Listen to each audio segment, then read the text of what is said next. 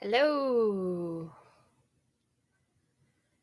Well, I scheduled this stream and thought I would prepare for it, but I didn't. I um I just got stung by a yellow jacket when I was getting my mail out of the mailbox. And ooh, I screamed.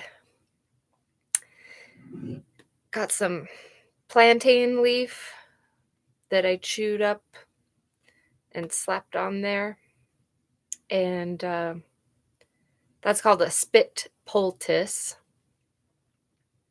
And although I don't give any advice to you, um, I've been told that it does well to draw toxins out.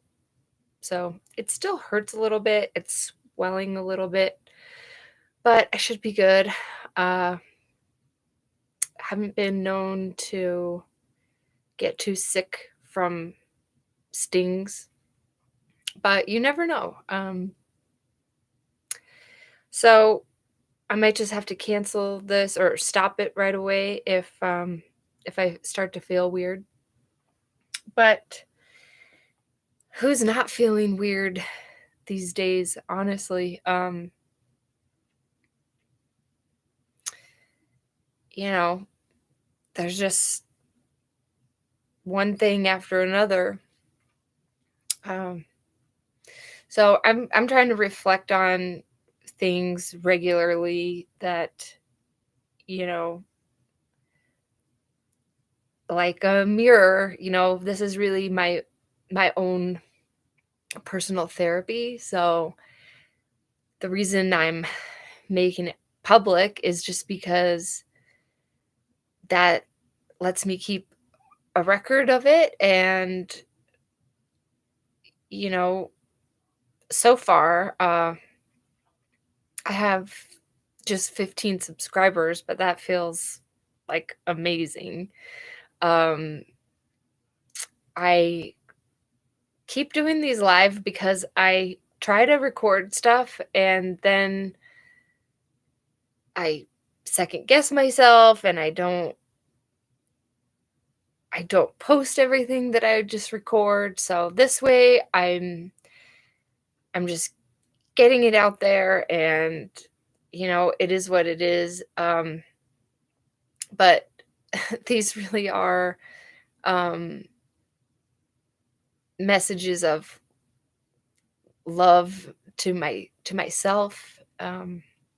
So I'm proud of myself for doing this because I've been so scared to, I guess, fully acknowledge my own struggles in life. I've said this many times before that I've just tried to pretend that everything's okay. And yeah, to some degree you have to suck it up and be strong, but I don't want to always pretend to be strong. Um so I'm just so grateful every day for what I do have. And what happened yesterday at the elementary school in Texas, it's just another awful thing. It's heartbreaking and sadly, so often, at least for me, you know, I'm just grateful that that wasn't my kid. And that's awful. I mean, I really can't imagine.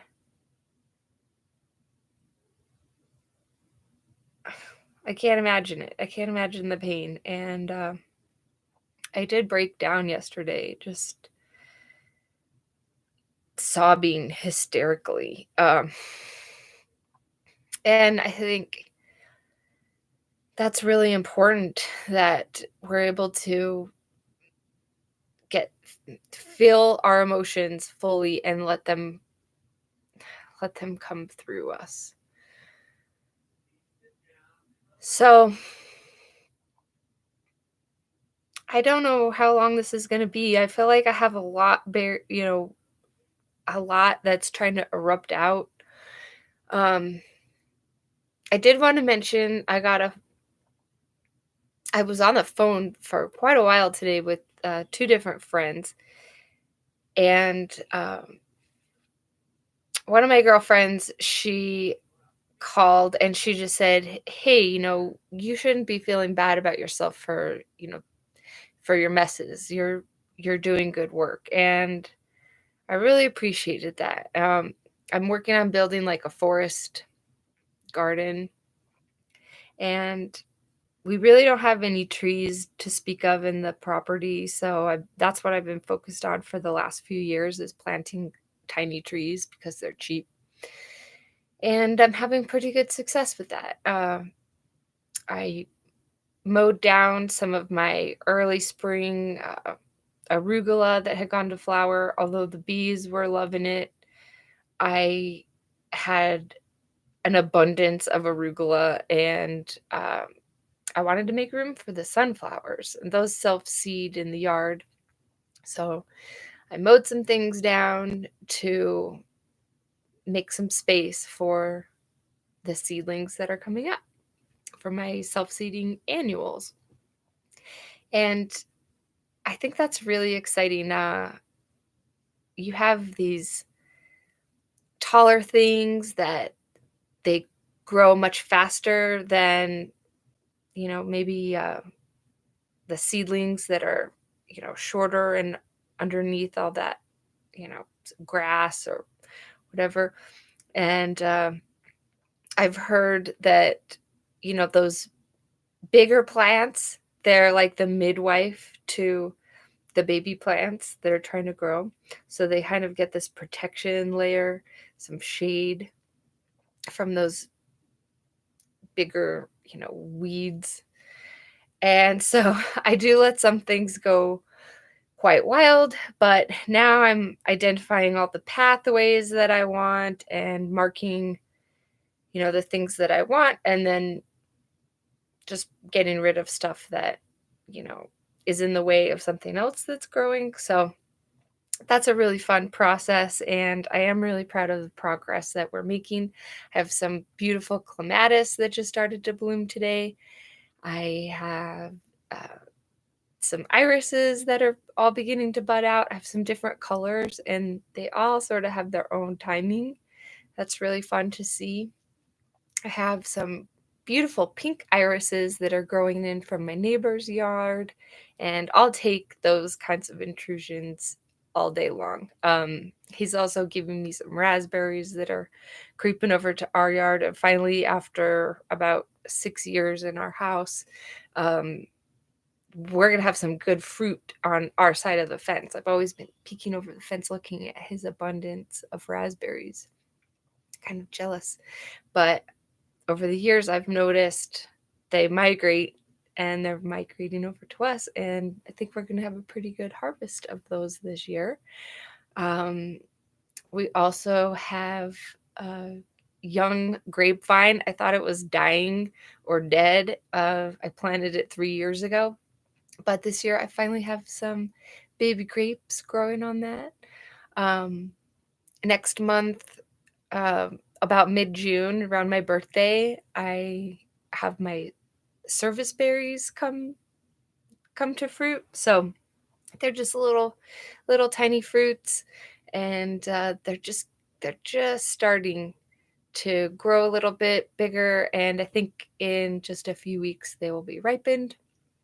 So I'm really excited for all those things. I also grow an abundance of Clary Sage, and that's a plant that can really take over. It has an extremely pungent scent, and I love that. So I did trim down some of them because they really grow huge and can take over a huge space. So kind of pluck them out and give them their room to continue to grow. Um,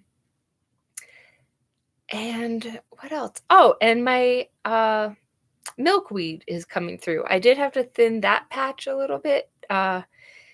It is crazy. That's a big spreader plant, but it's also what the monarch butterflies eat. So I like to experiment with these different things. I have German chamomile that's starting to come up, and that's a pretty weedy plant. I think I'm going to dig some of it up and try and put it in containers.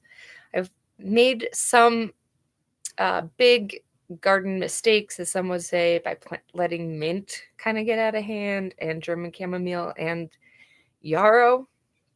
But they're all really good plants to have, and I think I'm going to just start sticking them in containers so that they don't just get lost in the landscape, so that I can have some, like, maybe on the front porch, and thin some things out that are competing with other plants I have. So I just wanted to share some of my uh, my successes, because my friend reminded me that I'm sort of reviving some of these lost skills, and that I shouldn't be ashamed of what is, my happy little mess. It's all a work in progress. And so, kind of like me, still a work in progress. And who knows if, like Thomas Sheridan said, he's not enlightened, but he's on the path to enlightenment. So I really like that. Yeah, I may never be enlightened, but I hope to always be open to learning new things. And one of the things I've been pondering is, well, I've been telling you about these books by Thomas Sheridan, The Puzzling People, Labyrinth of the Psychopath, and Defeated Demons, Freedom from Consciousness Parasites in Psychopathic Society. And those books have made me really question, like, someone who would just open fire on innocent people or random people, or whatever. Like, I'm wondering, are they actually psychopaths, or are they just broken people? What's the impetus for behaviors like this? And some say, we need to have more regulations. And then others are saying, well, it's not the object that harms people, it's a person using that object. So I've been trying to reconcile these different points of view. There's always displayed out two strong contrasting points of view on things. And I'm not a gun owner. I've shot shotguns once in my life when I had a boyfriend who was from Houston, and I went to visit him down there, and we went and shot clay pigeons at a shooting range. And so that's my only time I ever touched a gun. And I just really worry about people that want to totally take away the Second Amendment, or people who think that, like, there's any amount of regulation that would actually stop this kind of violence. Because in my mind, the people perpetrating these kinds of crimes, they may not have been born evil. They may be severely broken people, and that causes them to commit what some would say an evil act. And I'm definitely not making excuses for anyone's behavior, but I want to get to the crux of, you know, how do people get to that place? And these things do affect us. And then, once a few days, weeks have passed, the things in our own lives kind of start to consume us again. And, maybe we bury these feelings. And so that's one reason why I wanted to come on today. I wasn't planning on it, but I thought, uh, yeah, I need to continue to use this platform as a journal for my own processing of these things, because I don't want them to just become buried in me. And I internalize so many things because I really do feel that I care about others, but at the same time, when these devastating things happen, like when my former neighbor was killed in a car accident last year and left behind her husband and two young boys, again, that was a time when I was like, fuck, what would I do if that happened to someone in our family? I and just the fear of that happening to me and leaving my kids behind. And it just makes me think about all the times I've just been totally reckless. And maybe there is some angels looking out for us. I really believe that there has to be something. I don't subscribe to any religion. I've grown up in uh I would say Christian uh influence, but I've also been so interested in studying um theology in the sense of different religions takes on things. And so I don't know if that's actually practicing anything that's spiritual, but it's certainly been good for me to have had not only uh, family members that are parts of different religions, like my mom's parents in the 40s, they were Mormon and Lutheran. And back then, that must have been so much harder than even it would be now. I mean, my grandma never renounced her her religion. She just promised my grandfather's pastor that she would not raise her kids Mormon. And so I think that was a big challenge for their family, and I think it's affected uh, my mom and my uncles in various ways. And some of them kind of just ran away from religion and then had to circle back around. So just within my family, I've had that diversity, that those challenges, I guess you'd say.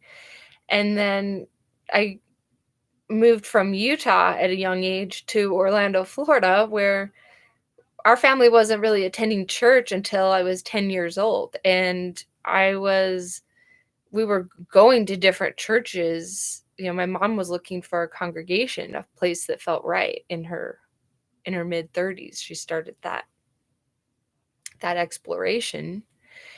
And I think I'm all the better for it, because we went to different churches, we learned different things. And I kind of like mixed bag uh morality. It's like pick and choose what works for you. And that's kind of confusing, but I appreciate it now, especially going to school going to public school in Orlando, where so many of my classmates were various religions and Jehovah's Witness, Mormon, Catholic, Lutheran, Episcopalian, Presbyterian.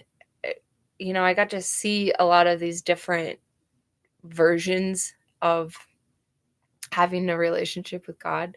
When I moved back to Utah with my mom in 1998, we went through the same process of bouncing from some different congregations to find a, a home base. And so when I was in ninth grade, I went through the Lutheran confirmation, which is a little old. I think they start that traditionally in like seventh grade. So, but I went through it. I thought it was very beneficial. And with my youth group, we went to Mexico on a service mission. We took uh, a plane to El Paso, Texas, and then in vans we drove across the border and worked in Juarez, Mexico, and were camped out on a church floor behind locked gates. Uh, and how crazy is that with what's going on now? I just I just think, yeah, maybe that was pretty scary, but God was looking after me, maybe. So looking after all of us. So yeah, I also, with our youth group, we attended different church services. So we'd go to different churches and Jewish synagogue and etc. I don't think we went to a Mormon service, but I have attended what they call their sacrament meetings um, just a couple of times. But I do want to be open to other people's, uh, experiences with spirituality. I mean, lately I've been exploring uh, animism and having relationships with plants and animals that were like the old ancient ways. So I just think it's really important that we not forget that thoughts and prayers do actually matter.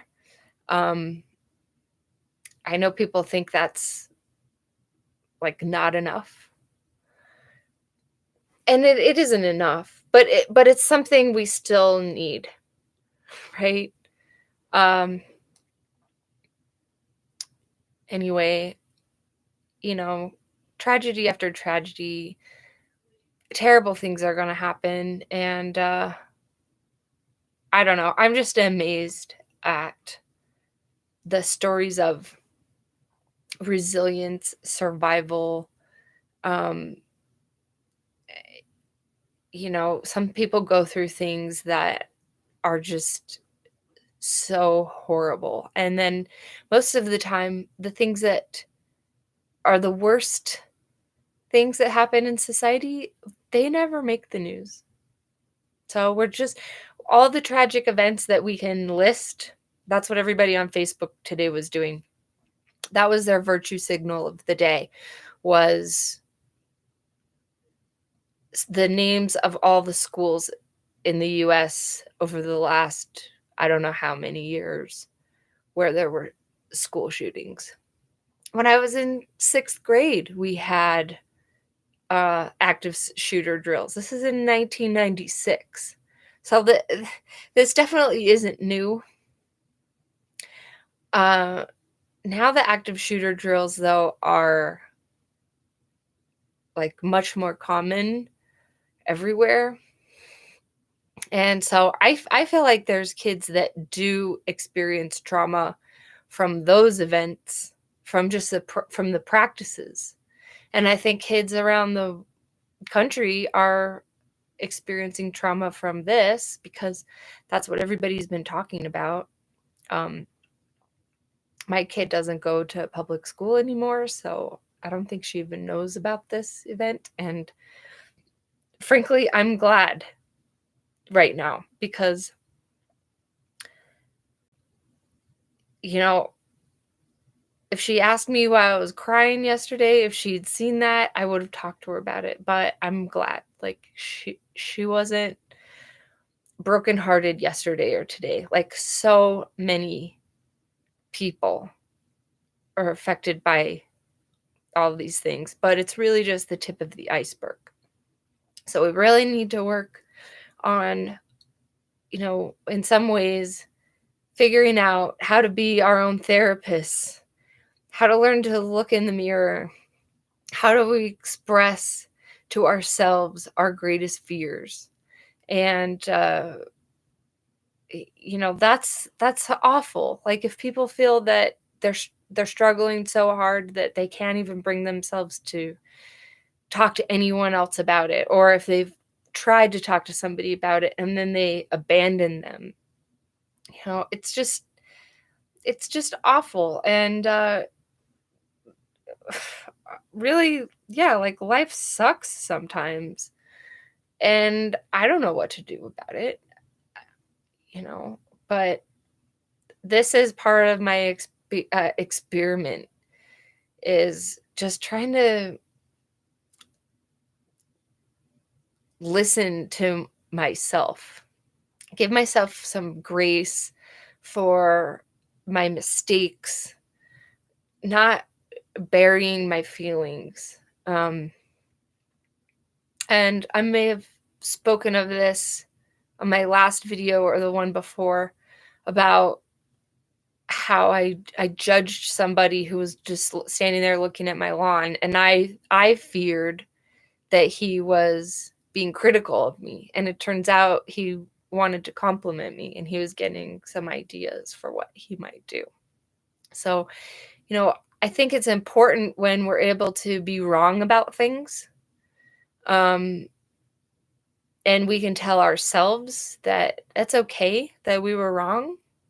Um, but there's something that has to open up.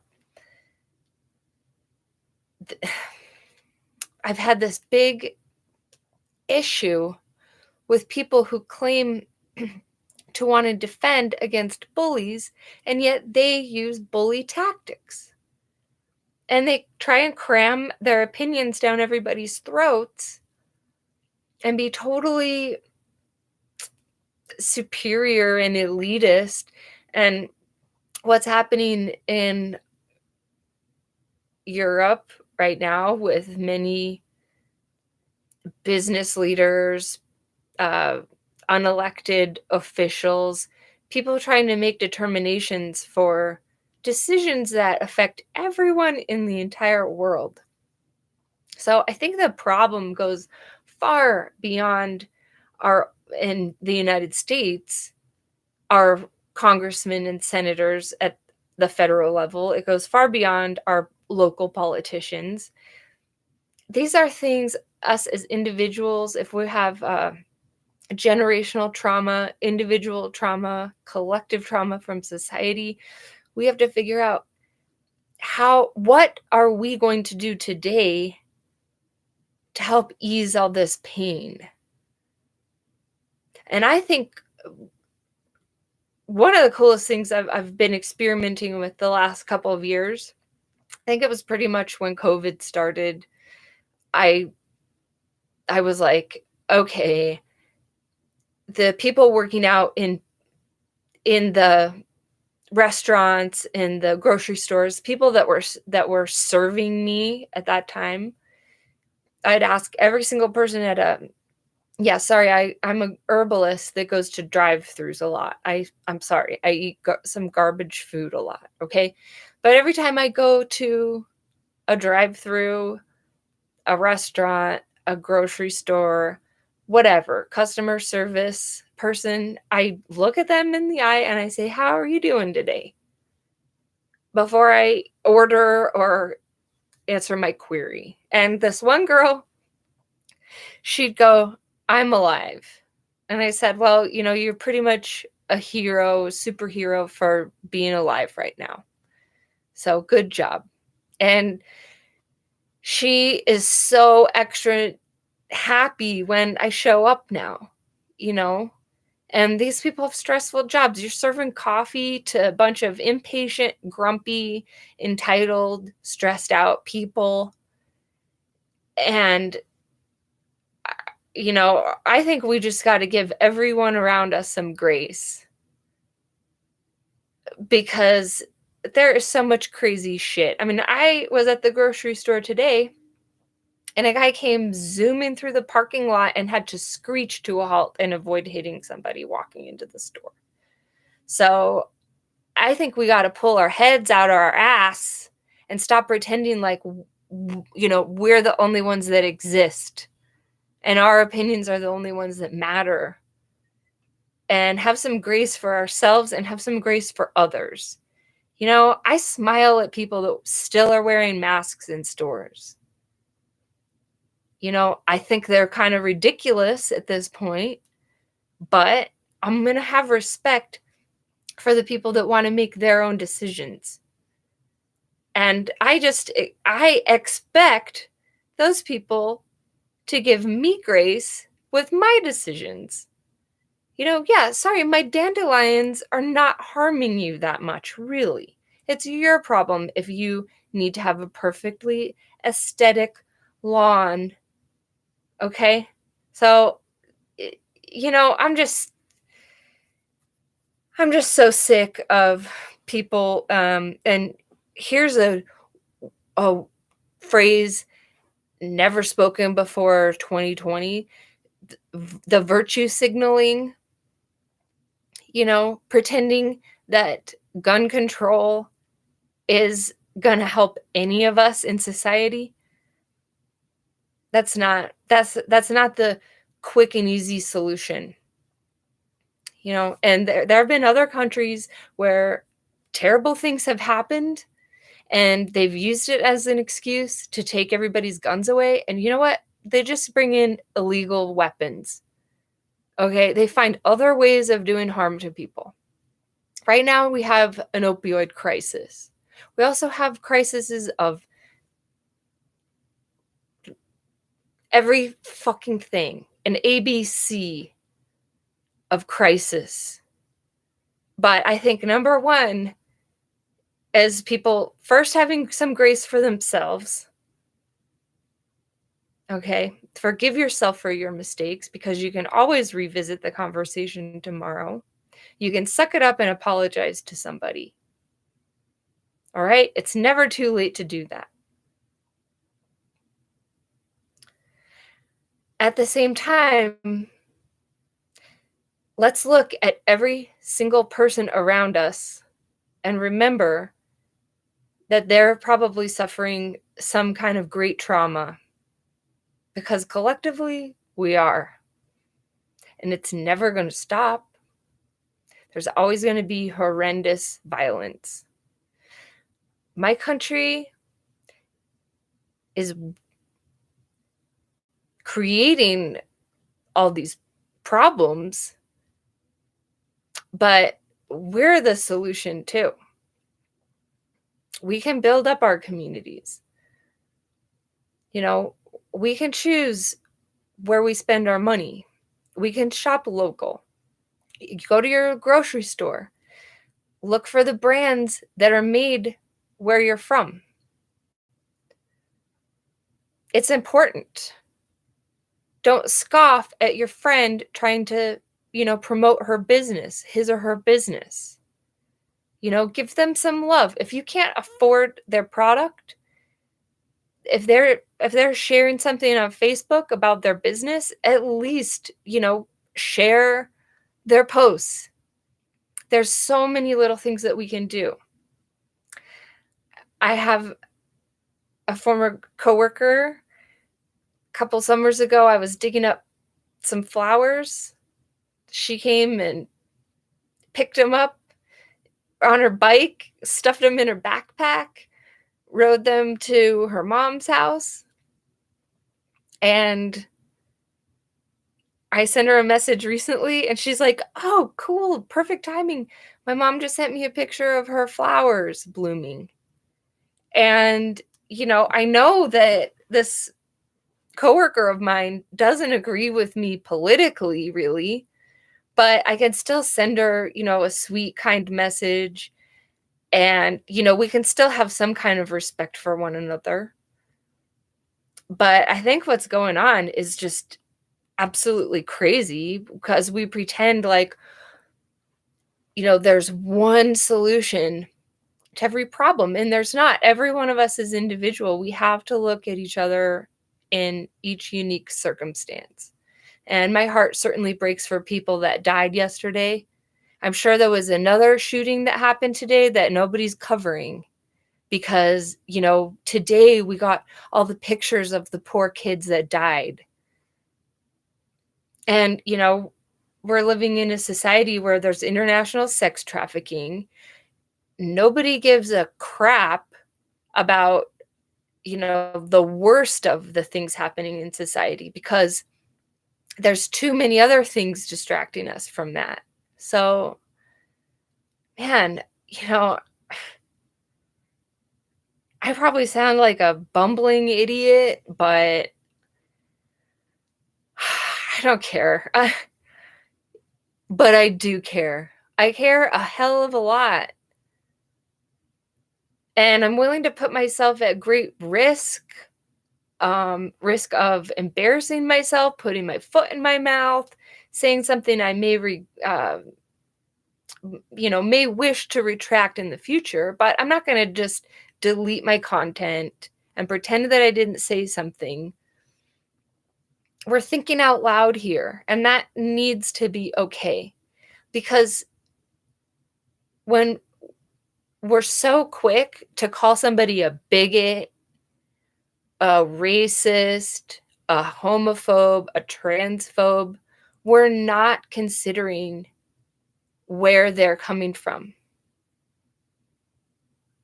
And we have to do that if we're going to heal anything. If we're going to survive what I expect to be a crazy rest of the year, we could talk about extreme weather. It's supposed to be a really crazy hurricane season this year. It's already getting off to a busy start really early. We've had extreme weather events all year. We had extreme weather events last year, which is leading to food shortages on top of everything else that's happening. And these people that virtue signal with their yellow and blue that want to give Americans money to go and kill a bunch of bad guys, we don't even know. We don't have a clue. We don't have a clue what's going on because we're too obsessed with, the celebrity trial of the day. And it's like, yeah, I feel like my head explodes 10 times a day lately.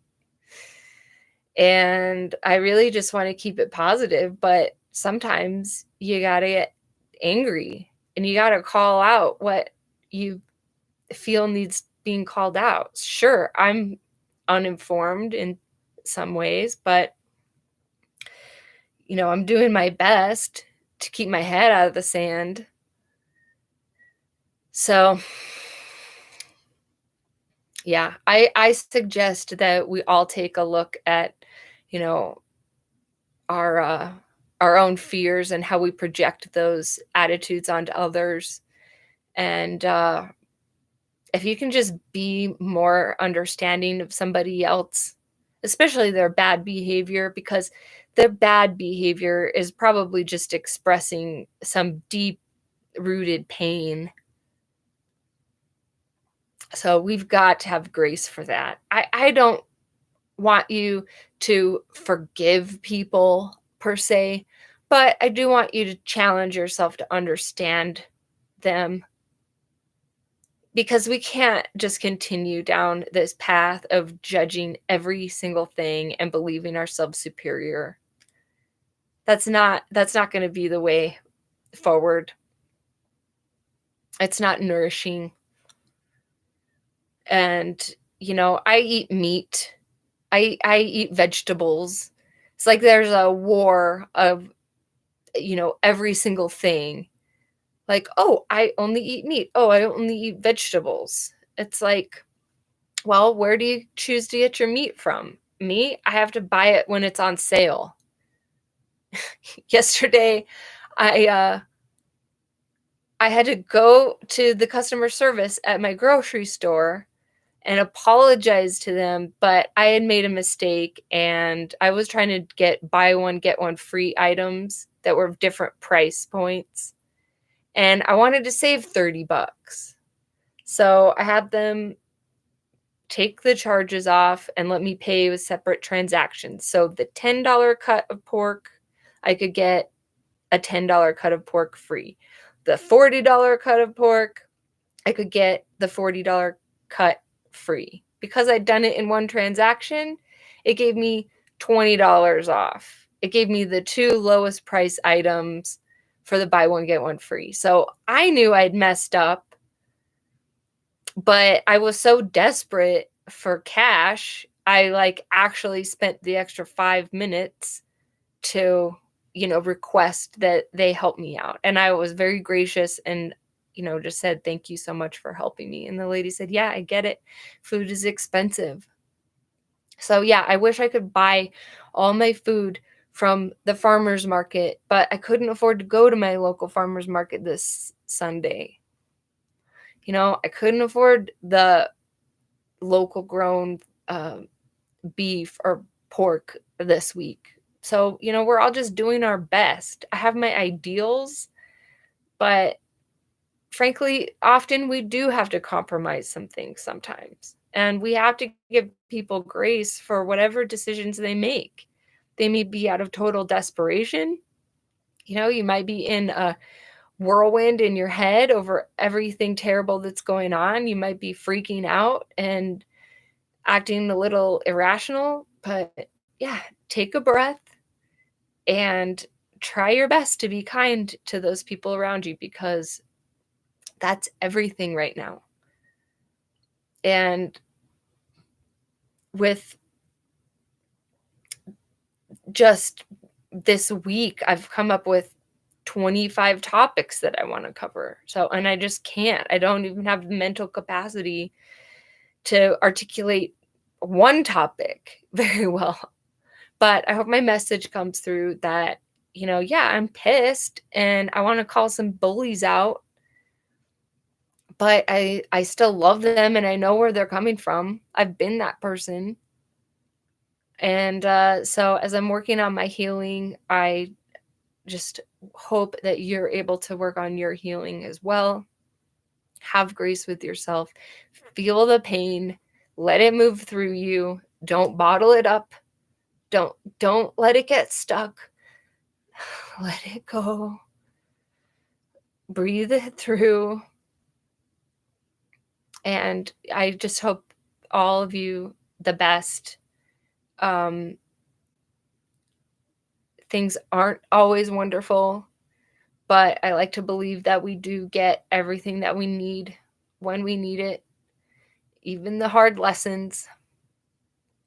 And do your best to make sure that when you want to call somebody out directly and confront them, that you're also willing, that can dish it out but can't take it back. Make sure you're willing to accept the criticism and to calmly be able to have your retort and say, well, I know where you're coming from and I accept the accountability for this, this, and this. However, so yeah, don't just let the argument be one-sided, like you're right, they're wrong all the time. Okay? If you're going to dish it out, be willing to take it. And frankly, I think people that want to force medical procedures on another person, want to restrict medical procedures on a person, want to take away certain rights that are written into a constitution that I believe have kept us more free than other countries. I don't know. But seems to me that something's a little fishy with the way there's no nuance. There's just one position or another. Nobody can understand another's position. They just want to make fun of it and act superior. So I want to check myself with that behavior first. I apologize if this got a little off the rails, but it was a really crazy week and it's only Wednesday. So I'm going to breathe. I wish you well. Thank you so much if you stuck through this whole video. It was a long one, and we'll talk very soon, I hope.